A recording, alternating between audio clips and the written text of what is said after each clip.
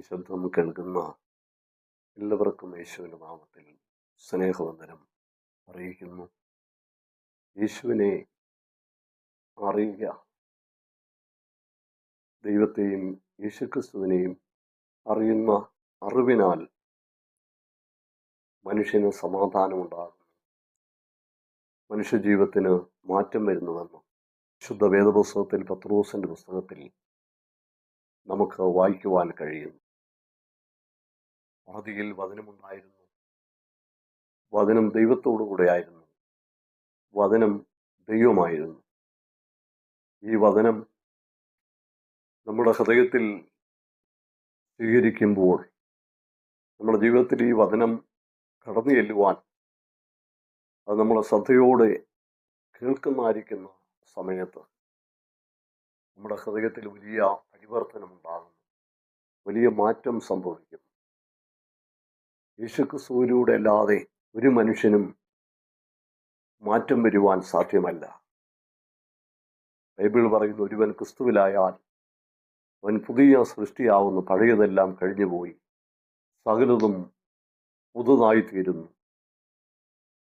ഈ മനുഷ്യനെ പുതുതായി മാറ്റുവാൻ, പുതിയ ജീവിതത്തിലേക്ക് അവനെ മാറ്റുവാൻ, ജീവിതത്തിൽ സമാധാനവും സന്തോഷവും ദൈവകൃപയെ അനുഭവിപ്പാൻ ഈ നാളുകളിലായി ദൈവത്തിൻ്റെ ആത്മാവ് മനുഷ്യനിൽ ശക്തമായ നാളിൽ ഇടപെടുന്ന ഒരു കാലഘട്ടമാണ്.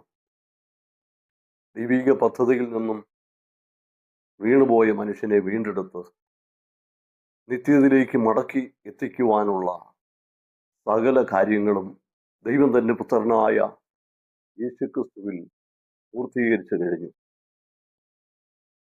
തൻ്റെ പുത്രൻ്റെ ശരീരത്തിലൂടെയും രക്തത്തിലൂടെയുമാണ് ഇത് സാധ്യമായത്. യേശുവിൻ്റെ മരണം, യേശുവിൻ്റെ അടക്കം, യേശുവിൻ്റെ പുനരുത്ഥാനം, ഇതിലൂടെ വീണ്ടെടുപ്പ് പൂർണ്ണമായി നമുക്ക് വിശുദ്ധ വേദപുസ്തകത്തിലൂടെ മനസ്സിലാക്കുവാൻ കഴിയുന്നു. യേശുവിൻ്റെ ജനനത്തെക്കുറിച്ച് നമ്മൾ ചിന്തിക്കുമ്പോൾ ഒരിക്കലും പാപിയായ മനുഷ്യനും നീതിമാനായ ദൈവവും തമ്മിൽ അടുക്കുവാൻ കഴിയുകയില്ല. എന്നാൽ ദൈവം സ്വർഗം വിട്ട് മനുഷ്യരോടുകൂടെ ഇറങ്ങി വന്നുവെന്ന് വേദപുസ്തകം നമുക്ക് വായിക്കുവാൻ കഴിയുന്നു. മനുഷ്യനുമായി വീണ്ടും ആ ബന്ധം സ്ഥാപിച്ച ആ സ്നേഹബന്ധത്തിലായിത്തീരുവാൻ നമ്മോടുകൂടെ, മനുഷ്യനോടുകൂടെ കടന്നു വന്ന ദൈവം, ബൈബിൾ പറഞ്ഞ ഇമ്മാനുവേൽ ആയി നമ്മുടെ നടുവിൽ വാസം ചെയ്യുവാൻ കടന്നു വന്നവനായിരിക്കും ദൈവം. ഒരു പാപവും ചെയ്യാത്ത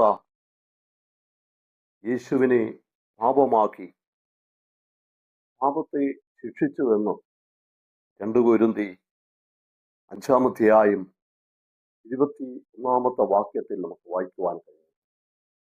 യേശുക്രിസ്തു ലോകത്തിൽ മനുഷ്യന്റെ പാപത്തെ തൻ്റെ ശരീരത്തിൽ ഏറ്റെടുത്തിട്ട്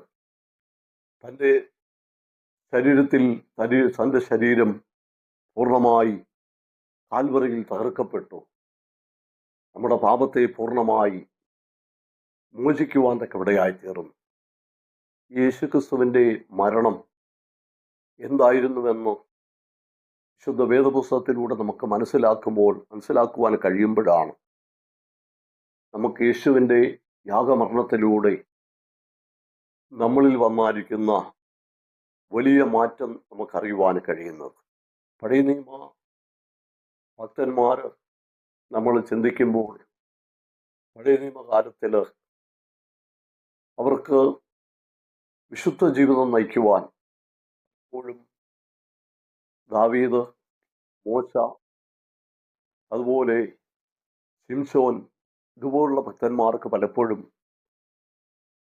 ദൈവത്തിൻ്റെതായിരിക്കുന്ന വിശുദ്ധിയിൽ, അല്ലെങ്കിൽ അവരിൽ പരിശുദ്ധാത്മാവ് ഇടപെട്ട ഒരു കാലമുണ്ടായിരുന്നെങ്കിൽ അവരുടെ ഹൃദയത്തിൽ മാറ്റം വന്നില്ല, അവരുടെ ഉള്ളത്തിന് വലിയ മാറ്റം വന്നില്ല. എന്നാൽ പുതിയ നിയമത്തിലൂടെ നമ്മൾ പഠിക്കുമ്പോൾ യേശുക്രിസ്തുവിൻ്റെ യാഗമരണത്തിലൂടെ,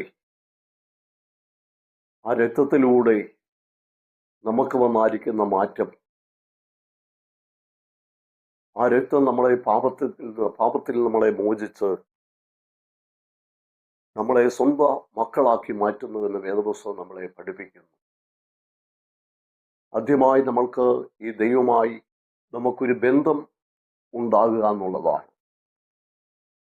ആ ബന്ധം സ്വന്തം മക്കളാക്കി ദൈവം നമ്മളെ മാറ്റി. ഈ ലോകം മുഴുവൻ സൃഷ്ടിച്ച ദൈവം, ഈ ലോകത്തെ മുഴുവൻ ഉളവാക്കിയ ദൈവം നമ്മുടെ പിതാവായി നമ്മളെ മക്കളായി അംഗീകരിപ്പാൻ ആ ദൈവത്തിന് പ്രസാദം തോന്നി.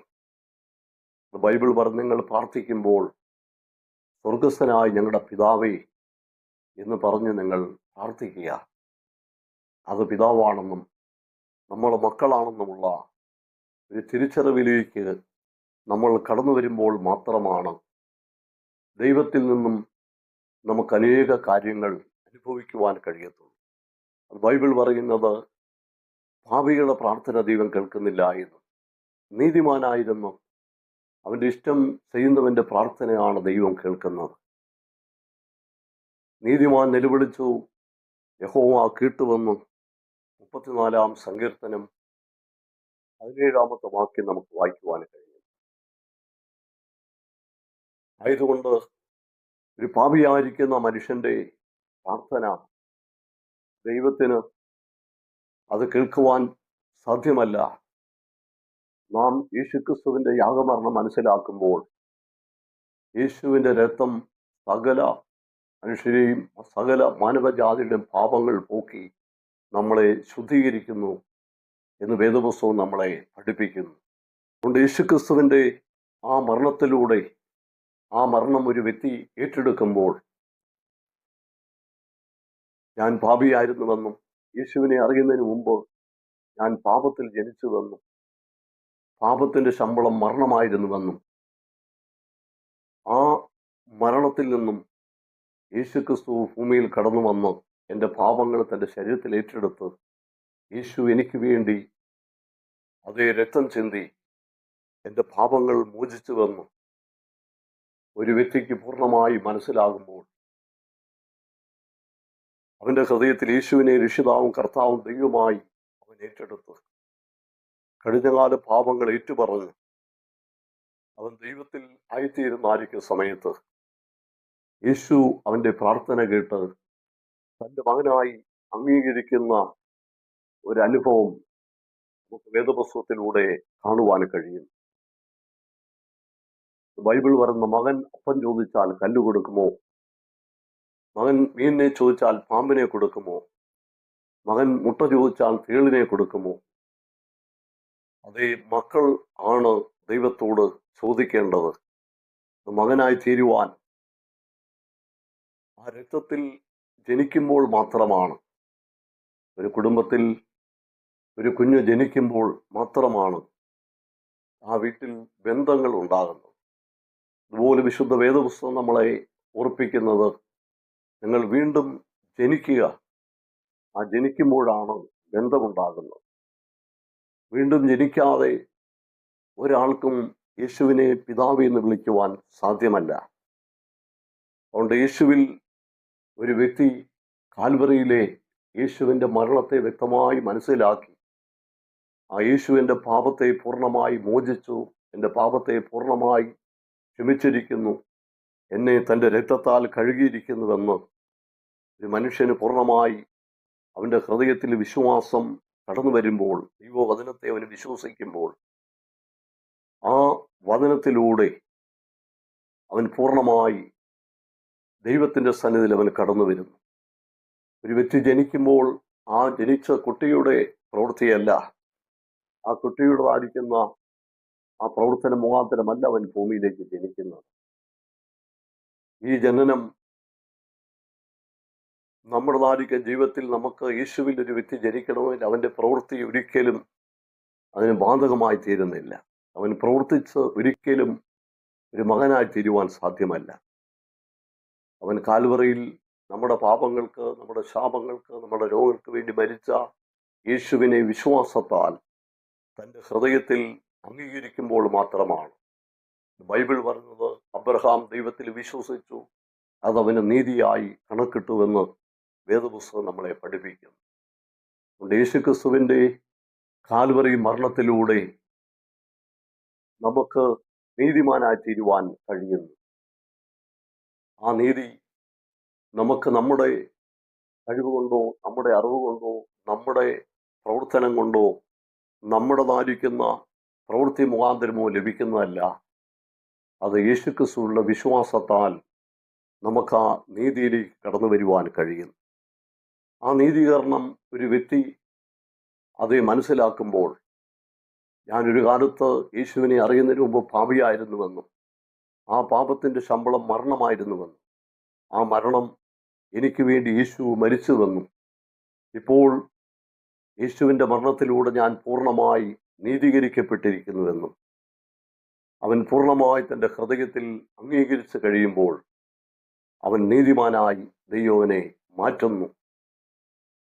അതുകൊണ്ട് അവൻ്റെ പ്രാർത്ഥന ഒരു പാപിയുടെ പ്രാർത്ഥന എങ്കിൽ ഭൂമിയിൽ മനുഷ്യന്റെ പ്രാർത്ഥന നേരിട്ട് ദൈവം കേൾക്കുകയല്ല, ദൈവം അവനെ നീതീകരിക്കുക. കാരണം ബൈബിൾ പറയുന്നു, നീതിമാന്റെ പ്രാർത്ഥന ദൈവം കേൾക്കുന്നുവെന്ന് 34-ാം സങ്കീർത്തനത്തിൽ നമുക്കത് വായിക്കുവാൻ കഴിയും. അതുകൊണ്ട് ദൈവത്തിൻ്റെ നീതി നമ്മുടെ മേൽ കടന്നു വന്ന് നമുക്ക് മനസ്സിലാക്കുമ്പോൾ മാത്രമാണ് യേശുവുമായിട്ടുള്ള വലിയ ബന്ധത്തിലേക്ക് നമുക്ക് കടന്നു വരുവാൻ കഴിയുന്നത്. അതുകൊണ്ട് വേദപുസ്തകം പറയുന്നു, അവനീ ദൈവത്തിൻ്റെ പക്ഷത്ത് കടന്നു വരുമ്പോൾ, ദൈവസ്ഥാനത്തിൽ അവൻ കടന്നു വരുമ്പോൾ യേശുക്രിസ്തുവിൻ്റെ ഉപദേശത്തിൽ അവൻ നിലനിൽക്കണമെന്നും ബൈബിൾ നമ്മളെ പഠിപ്പിക്കുന്നു.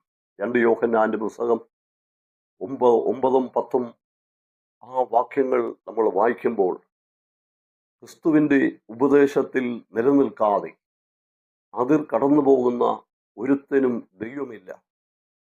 ഉപദേശത്തിൽ നിലനിൽക്കുന്നവനോ പിതാവും പുത്രനും ഉണ്ടെന്ന് ആ വേദപുസ്തകം നമ്മളെ പഠിപ്പിക്കുന്നു. യേശുക്രിസ്തുവിൻ്റെ പലപ്പോഴുള്ള തൻ്റെ നാവിൽ നിന്ന് പുറപ്പെട്ട ശബ്ദങ്ങൾ, അല്ലെങ്കിൽ തൻ്റെതായിരിക്കുന്ന ആ വചനങ്ങൾ, അത് പലപ്പോഴും അത് കേട്ടുനിന്ന പലരും യേശുവിനെ എറിയുവാൻ കല്ലെടുത്തു, യേശുവിനെ കൊല്ലാൻ ശ്രമിച്ചു. കാരണം യേശുവിൻ്റെ വായിൽ നിന്ന് പുറപ്പെട്ട വചനങ്ങൾ അവർക്കൊരിക്കലും അംഗീകരിക്കാൻ കഴിഞ്ഞില്ല. അതുകൊണ്ട് എല്ലാവരുടെയും താല്പര്യപ്രകാരം ഈ ബൈബിൾ പ്രസംഗിക്കാൻ കഴിയത്തില്ല. കാരണം ഈ ദൈവത്തിൻ്റെ വചനം മനുഷ്യന്റെ ഹൃദയത്തിൽ കടന്നു വന്ന ആ വചനം അവർ അംഗീകരിക്കണമെങ്കിൽ ആദ്യമായി അവനിൽ പരിശുദ്ധാത്മാവിൻ്റെ വലിയ വാസം ഉണ്ടെങ്കിൽ മാത്രമേ അവൻ ആ വചനത്തെ അംഗീകരിക്കുവാൻ അവന് സാധ്യമാകുകയുള്ളൂ.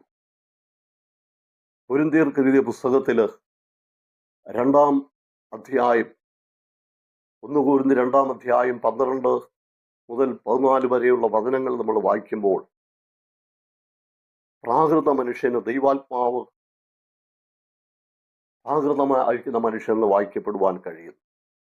അങ്ങനെയുള്ള മനുഷ്യന് ഈ ദൈവത്തിൻ്റെ ആത്മാവിൻ്റെ ഉപദേശം കൈക്കൊള്ളുവാൻ അവന് സാധ്യമല്ല. അതവന് പോഷത്വമായി തോന്നുന്നുവെന്നാണ് വിശുദ്ധ വേദപുസ്തകം നമ്മളെ പഠിപ്പിക്കുന്നത്. ഈ പരിശുദ്ധാത്മാവ് ഒരുവനിൽ വരാതെ ഈ ദൈവത്തിൻ്റെ വചനം അവൻ്റെ ഹൃദയത്തിൽ ഒരിക്കലും പൂർണ്ണമായി അംഗീകരിക്കുവാൻ അവന് സാധ്യമല്ല. റോമർക്ക് എഴുതിയ പുസ്തകം 8-9 അധ്യായങ്ങൾ നമ്മൾ വായിക്കുമ്പോൾ, ക്രിസ്തുവിൻ്റെ ആത്മാവില്ലാത്തവൻ യേശുവിനുള്ളവനല്ല എന്ന് നമ്മൾ വിശുദ്ധ വേദപുസ്തകത്തിൽ കാണുവാൻ കഴിയും. അതുകൊണ്ട് ഒരുവൻ യേശുവിനെ തൻ്റെ ഹൃദയത്തിൽ രക്ഷിതാവും കർത്താവും ദൈവമായി അംഗീകരിക്കുമ്പോൾ അവൻ്റെ ഹൃദയത്തിൽ ദൈവം തൻ്റെ ആത്മാവിനെ കൊണ്ടുവയ്ക്കുന്നു. റോമർക്ക് എഴുതിയ പുസ്തകം 8-ാം അധ്യായം നമുക്കത് വായിക്കുവാൻ കഴിയുന്നു. അപ്പാ പിതാവേ എന്ന് വിളിക്കുന്ന ദൈവത്തിൻ്റെ സ്വപുത്രൻ്റെ ആത്മാവിനെ നമ്മുടെ ഹൃദയത്തിൽ കൊണ്ട് ദൈവം വയ്ക്കുന്നു. ആ ആത്മാവ് പറയുന്നു, നിങ്ങൾ എൻ്റെ മക്കളാണെന്ന് നമുക്ക് ആ വചനം വായിക്കുവാൻ കഴിയുന്നു. ആ റോമർ 8-ാം അധ്യായം നമ്മൾ വായിക്കുമ്പോൾ പാപത്തിൻ്റെയും മരണത്തിൻ്റെയും പ്രമാണം നമ്മളിൽ നിന്ന് മാറ്റപ്പെടുകയാണ്. ഒരു നാളുകളിൽ മനുഷ്യൻ പാപത്തിൽ ജീവിച്ചു. ആ പാപത്തിൻ്റെ ശമ്പളമായി മരണം അവന്റെ ജീവിതത്തെ എന്നും വേട്ടയാടിക്കൊണ്ടിരുന്നു. എന്നാൽ റോമർക്കെഴുതിയ പുസ്തകം നമ്മൾ വായിക്കുന്നത് ആ പാപത്തിന്റെയും മരണത്തിന്റെയും പ്രമാണം യേശുക്രിസ്തുവിന്റെ കാൽവരി മരണത്താൽ നീങ്ങി ജീവന്റെയും ആത്മാവിന്റെയും പ്രമാണം മനുഷ്യന്റെ ഹൃദയത്തിൽ കടന്നു വരുവാൻ തക്കവിടയായിത്തീർന്നു. അവൻ ജീവനിലേക്ക് കടന്നു വന്നിരിക്കുന്നു. യേശുവിന്റെ ജീവൻ അവന്റെ ഹൃദയത്തിലേക്ക് കടന്നു വരുന്നു. ആ ദൈവജീവൻ മരണത്തിൽ നിന്നും അവൻ ജീവനിലേക്ക് കടന്നു വരുവാൻ ദൈവം അവനെ ഇടയാക്കുന്നു. അതുകൊണ്ട് ബൈബിൾ പറഞ്ഞ ക്രിസ്തുവേശുള്ളവർക്ക് ഒരു ശിക്ഷാവിധിയുമില്ല എന്ന് നമ്മൾ വായിക്കപ്പെടും. ശിക്ഷാവിധിയിൽ ന്യായവിധി എന്ന് പറയപ്പെടുന്നത് വെളിച്ചം ലോകത്തിൽ വന്നിട്ടും മനുഷ്യൻ ഇരുട്ടിനെ സ്നേഹിച്ചതാണ് ന്യായവിധി എന്ന് വേദപുസ്തകം നമുക്ക് വായിക്കുവാൻ കഴിയുന്നു. യേശുവിൽ ജീവൻ ഉണ്ടായിരുന്നു, ജീവൻ മനുഷ്യരുടെ വെളിച്ചമായിരുന്നു എന്ന് നമുക്ക് വായിക്കുവാൻ കഴിയുന്നു. യേശുവിലുള്ള ജീവൻ നമ്മളിൽ വന്നപ്പോൾ അവൻ വെളിച്ചമുള്ളവനായി മാറ്റപ്പെട്ടു.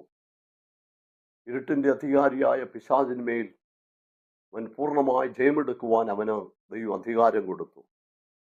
ഇരുട്ടിന്റെ അധികാരത്തിൽ നിന്ന് നമ്മളെ വിടുവിച്ച് സ്നേഹസ്വരൂപനായ പുത്രന്റെ രാജ്യത്തിൽ ദൈവം നമ്മളെ ആക്കി വയ്ക്കുവാൻ തക്കവണ്ണം ഇടയായിത്തീർന്നു. അതുകൊണ്ട് ഇപ്പോൾ അവൻ പൂർണ്ണമായി ഇരുട്ടിന്റെ പിടിയിൽ നിന്നും പൂർണ്ണമായി അവൻ വിടുവിക്കപ്പെട്ടിരിക്കുന്നു. ഈ പരിശുദ്ധാത്മാവ് അവന്റെ ഹൃദയത്തിൽ വാസം ചെയ്യുമ്പോഴാണ് അവന്റെ സ്വഭാവത്തിന് മാറ്റം വരുന്നത്. കാരണം മനുഷ്യന്റെ സ്വഭാവം ഇപ്പോഴും മാനുഷികമാണ്. അതിനൊരിക്കലും മനുഷ്യനെ മാറ്റപ്പെടുവാൻ കഴിയത്തില്ല. അതുകൊണ്ടാണ് പരിശുദ്ധാത്മാവിനെ ഒരു മനുഷ്യന്റെ ഉള്ളിൽ ആക്കി വയ്ക്കുന്നു. ആത്മാവിന്റെ സ്വഭാവം ആ മനുഷ്യനിലൂടെ വെളിപ്പെടുന്നു. ആ ആത്മാവിന്റെ സ്വഭാവം എന്ന് പറയപ്പെടുന്നത് ഗലാത്യർ പുസ്തകം 5-ാം അധ്യായത്തിന്റെ 22-ാമത്തെ വചനം പറയുന്നത്, ആത്മാവ് ഒരു മനുഷ്യന്റെ ഹൃദയത്തിൽ കടന്നു വരുമ്പോൾ സ്നേഹം ഉണ്ടാകുന്നു, സന്തോഷമുണ്ടാകുന്നു, സമാധാനമുണ്ടാകുന്നു, ദീർഘക്ഷമയുണ്ടാകുന്നു, ദയയുണ്ടാകുന്നു, പരോപകാരമുണ്ടാകുന്നു, വിശ്വസ്തതയുണ്ടാകുന്നു, സൗമ്യതയുണ്ടാകുന്നു, ഇന്ദ്രിയജയമുണ്ടാകുന്നു. ഈ 9 കൂട്ടം ഫലങ്ങളും ആത്മാവിന്റെ ഫലങ്ങളാണ്.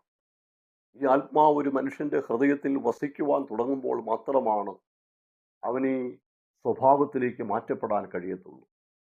അല്ലെങ്കിൽ ഒരിക്കലും അവന് ഈ ദൈവത്തിൻ്റെതായിരിക്കുന്ന വചനം അവന്റെ ഹൃദയത്തിൽ ഒരിക്കലും അംഗീകരിപ്പാൻ അവന് സാധ്യമല്ല. കാരണം യേശു ക്രിസ്തുവിൻ്റെ ശിഷ്യന്മാർ യേശുവിനോടുകൂടെ നടന്ന നാളുകളിൽ, യേശുവിനോടുകൂടെ സഞ്ചരിച്ച നാളുകളിൽ അവരോട് യേശു പലപ്പോഴും ഈ ദൈവത്തിൻ്റെ വചനം അവരോട് പറഞ്ഞു. പലപ്പോഴും ഈ വചനം അവരേത് സമയത്തും അവർക്ക് മനസ്സിലാക്കി കൊടുത്ത സമയത്തൊന്നും അവരുടെ ഹൃദയത്തിനകത്ത് ആ ഒരു പരിവർത്തനം ഉണ്ടായില്ല, മാറ്റമുണ്ടായില്ല, ആ വ്യതിയാനം വന്നില്ല. എന്നാൽ യേശുക്രിസ്തു മരിച്ച് അടക്കപ്പെട്ട് ഉയർത്തെഴുന്നേറ്റ് അതേ താന് ഈ ഭൂമിയിൽ 40 ദിവസം ജീവിച്ചായിരിക്കുന്ന ആളുകളിൽ ശിഷ്യന്മാര് അവര് മാളികപ്പുറയിൽ കാത്തിരുന്നു. പരിശുദ്ധാത്മാവിന് വേണ്ടി നിങ്ങൾ കാത്തിരിക്കുക. ആത്മാവ് നിങ്ങളുടെ മേൽ വരുമ്പോൾ പാപത്തെയും നീതിയെയും ന്യായവിധിയെയും കുറിച്ച് ബോധം വരുത്തുമെന്ന് യേശു അവരോട് പറഞ്ഞ വാക്കിൻ പ്രകാരം അവർ കാത്തിരുന്നു. ആത്മാവ് അവരുടെ മേൽ കടന്നു വന്ന സമയത്താണ് അവർക്ക് ഉള്ളത്തിൽ മാറ്റമുണ്ടാകുന്നത്, വ്യതിയാനമുണ്ടാകുന്നത്. 120 പേര് കൂടിയിരുന്ന ഒരു മാളികമുറിയിൽ ഒരുമിച്ചിരുന്ന് ദൈവത്തോട് പ്രാർത്ഥിക്കുന്ന ആളുകളിൽ അവരുടെ മേൽ പരിശുദ്ധാത്മാവ് വന്ന് ഇറങ്ങി. ഈ ആത്മാവുടെ ഉള്ളിൽ കടന്നു വന്നായിരിക്കും സമയത്ത് പത്രോസ് എന്ന് പറയപ്പെട്ട ആ ദൈവത്തിൻ്റെ ഭക്തൻ എഴുന്നേറ്റ് താൻ ശക്തമായി ദൈവവചനം അത് പ്രസംഗിപ്പാൻ തുടങ്ങി. അന്ന് താൻ അതിനുവേണ്ടി യാതൊരു തയ്യാറെടുപ്പുമില്ലാതെ അല്ലെങ്കിൽ ഒരു കുറിപ്പുമില്ലാതെ ദൈവത്തിൻ്റെ ആത്മാവ് തന്നിലൂടെ ഇടപെടാൻ തുടങ്ങിയപ്പോൾ തന്നിലൂടെ പുറപ്പെട്ടതായിരിക്കുന്ന ആ വചനത്തിൻ്റെ ശക്തി അവിടെ കൂടിക്കൂടിയ ജനങ്ങൾ കേട്ടതായിരിക്കും സമയത്ത് 3000 പേരുടെ ഹൃദയത്തിനകത്ത് വലിയ പരിവർത്തനമുണ്ടാകുവാൻ തക്കവിടയായി, വലിയ മാറ്റമുണ്ടാകുവാൻ ഇടയായി തീർന്നു. ആ ഒരു മാറ്റം ദൈവത്തിന്റെ ആത്മാവിന് മാത്രമേ ഒരു മാറ്റം നമ്മുടെ ഹൃദയത്തിൽ കൊണ്ടുവരാൻ കഴിയത്തുള്ളൂ. അതുകൊണ്ട് തന്നെ കേൾക്കുന്നതായിരിക്കുന്ന ഓരോ വ്യക്തികളും യേശുവിന്റെ വിലപ്പെട്ടതായിരിക്കുന്ന വചനം അവരുടെ ഹൃദയത്തിൽ കടന്നു വരുമ്പോൾ യേശുവിനെ സ്വീകരിക്കുക മാത്രമല്ല, പരിശുദ്ധാത്മാവെന്നായിരിക്കുന്ന ഈ ആത്മാവിനെ തങ്ങളുടെ ഹൃദയത്തിൽ വരുവാൻ നിങ്ങൾ എന്തുമാത്രം പ്രാർത്ഥിക്കുന്നുവോ, എന്തുമാത്രം ദൈവത്തോട് അടുക്കുന്നുവോ, ദൈവവുമായി ബന്ധപ്പെടുന്നുവോ, ആ ആത്മാവ് നിങ്ങളിൽ വരുമ്പോഴാണ് നിങ്ങൾക്ക് വലിയ മാറ്റം ഉണ്ടാകുന്നത്. കാരണം ഒരു കുട്ടി ഒരു വീട്ടിൽ ജനിക്കുമ്പോൾ അവനിൽ ഭാഷകൾ പുറപ്പെടുകയാണ്. കാരണം അവൻ അടുത്തയാളുമായി ബന്ധപ്പെടണമെങ്കിൽ, മറ്റുള്ളവരുമായി ബന്ധപ്പെടണമെങ്കിൽ അവനൊരു ഭാഷ കൈകാര്യം ചെയ്യുന്നവനായിരിക്കണം.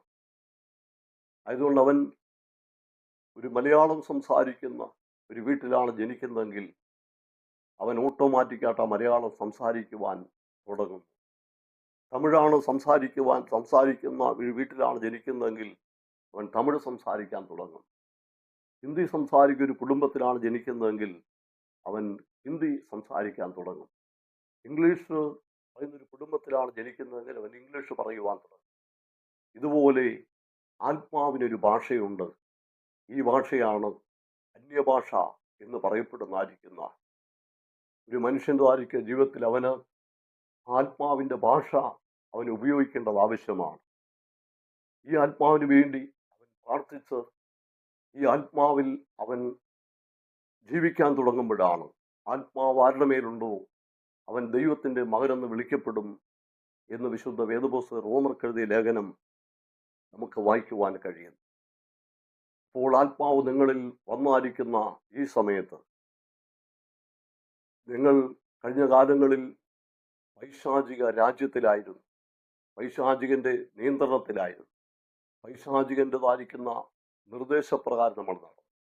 എന്നാലിപ്പോൾ എന്നെ കേൾക്കുന്ന പ്രിയ സഹോദര സഹോദരി, മാതാവേ, പിതാവേ, ഈ വചനം നിങ്ങൾ ശ്രദ്ധയോട് നിങ്ങൾ മനസ്സിലാക്കുമ്പോൾ കഴിഞ്ഞ കാലത്തിൽ നിങ്ങളെ വലയം ചെയ്തായിരിക്കുന്ന ആ പൈശാചിക ചങ്ങലകൾ, ആ പൈശാചിക ബന്ധനങ്ങൾ നിങ്ങൾ പൊട്ടിമാറുകയാണ്. നിങ്ങൾ യേശുവിൻ്റെ നിയന്ത്രണത്തിൽ കടന്നു വരികയാണ്. ഇപ്പോൾ യേശു നിങ്ങളെ പൂർണ്ണമായി നിയന്ത്രിക്കാൻ തുടങ്ങിയ